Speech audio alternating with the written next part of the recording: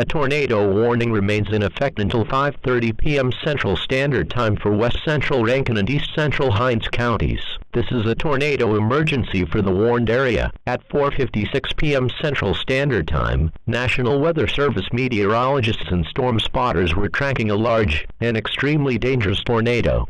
This tornado was located near BYRAM, moving northeast at 40 miles per hour.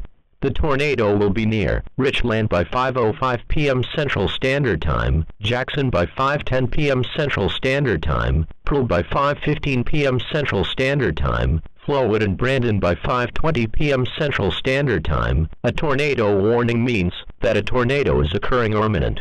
You should activate your tornado action plan and take protective action now. A tornado watch remains in effect until 11 p.m. Central Standard Time Friday evening for southeast Arkansas and northeast Louisiana and Mississippi.